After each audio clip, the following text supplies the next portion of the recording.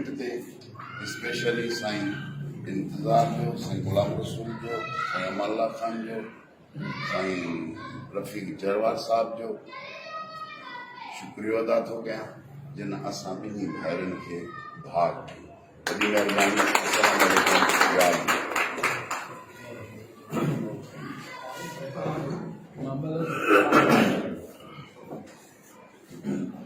बिस्मिल्लाहिर्रहमानिर्रहीम। एकदम डियर काबिल एहतराम मरकज़ इलेक्शन कमेटी के दोस्तन जो नहायत थोड़ा चवण बिलख़ुसूस साईं अब्दुल खालिक भंगवार साहब ऐं असांजो सरपरस्त आला मोहम्मद सादिक खान ज़रदारी साहब जन जो वॾी फ़राक दिली जो मुज़ाहिरो करे जेके भी थोड़ियूं घणियूं दिलुनि में नाराज़गियूं दोस्तनि लाइ हिक ॿिए जे लाइ हुयूं, अॼु उन्हनि जेको आहे सो उन नाराज़गियुनि जे हिन पेटे लफ़ मां ख़ातिर सिंध जे विसार ख़ातिर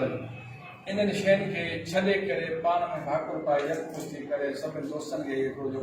मैसेज ॾिनो आहे ऐं इन मैसेज ते ऐं निहायत इन ॿिन्ही धुरनि जो जेको आहे सो शुक्रगुज़ार उन सां गॾोगॾु हिन स्टेज ते हिन सॼे मामलनि में हिन सभिनी कमियुनि कोताहियुनि खे जिते कमी कोताही नज़र पवे थी असांजे वॾनि जी साईं मोहम्मद रफ़ीक जरवार साहब, साईं इंतज़ार छलगिरी साहब ऐं मुंहिंजे साथी साईं अमाल्ला खान मर साहब जिते जिते हू पंहिंजो किरदारु अदा करे ऐं इन दोस्तनि जे विच में जेके विछोड़ियूं आहिनि उन्हनि खे ख़तमु करण जी कोशिशि कनि था पिया। जहिड़े तरीक़े सां हितां साईं अब्दुल खालिक भंगवार साहब, साईं मोहम्मद रफ़ीक जरवार साहब या साईं सालिम खान ज़रदारी साहब, साईं इंतज़ार साहब पूरी सिंध जे उन्हनि क़ाबिल एहतराम चूंडियल उहिदेदारनि खे हिकिड़ो मैसेज ॾिनो आहे, हिकिड़ी गुज़ारिश कई आहे त बाबा अचो इदारनि जे अंदरि अचो, तंज़ीम खे मज़बूत कयो, इदारनि जे फ़ैसिलनि जी ऐं पंहिंजो इज़त